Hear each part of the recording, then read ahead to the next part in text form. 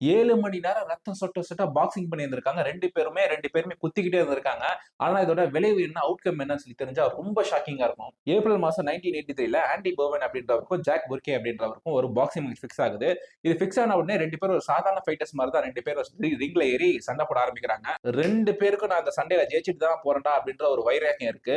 Round 20 ஆகுது. 2 பேரும் அடிச்சுக்கிட்டே இருக்காங்க. 2 பேரும் முகத்துல குத்திக்கிட்டே இருக்காங்க, வயித்துல குத்திக்கிறாங்க, எல்லாம் பண்றாங்க. 2 பேரோட முகமுமே அடையாளம் தெரியாம மாறி போகுது. ரவுண்ட் நம்பர் 50 வருது. 2 பேராலையுமே நிக்கவே முடியல. நிக்கவே முடியாத அளவுக்கு இந்த சண்டை அப்படின்றது போயிட்டு இருக்கு. 2 பேரும் நிக்கவே முடியாத சிச்சுவேஷன்ல சண்டை போட்டுட்டே இருக்காங்க.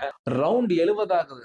அண்ணன் வட்டச் செயலாளர் வண்டுமுருகன் வாழ்க அப்படின்ற மாதிரி ஸ்லோவாயிட்டு இருக்கு பாத்தீங்களா, வாழ்க அப்படின்ற மாதிரி 2 பேருமே சண்டை போட்டுக்க ரிங்குக்குள்ள வராங்க. வந்துகிட்டு 2 பேருமே 2 பேரோட மேல சாஞ்சுக்கிறாங்க.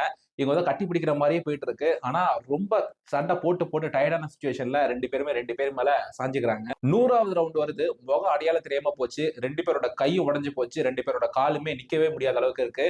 ஆனா இருந்தாலுமே 2 பேருமே நின்னு அந்த சண்டையை கண்டினியூ பண்ணிட்டே இருந்திருக்காங்க. ரவுண்ட் நம்பர் 110 வந்துருச்சு. ஜாக் புர்கே அப்படின்ற அந்த பாக்ஸர் ஒரு கட்டத்துல கீழே விழுந்துடுறாரு. விழுந்துட்டு எனக்கு எதுவுமே ஆகலடா அப்படின்ற மாதிரி அந்த உடைஞ்ச கையோட, உடைஞ்ச காலோட, அடையாளமே தெரியாத அந்த மூஞ்சியோட திரும்பி எந்திரிச்சு சண்டை போட வந்துட்டே இருக்காரு.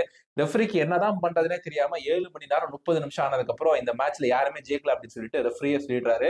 வரலாறுல என்னென்னலாம் நடந்திருக்கு பாருங்களேன்.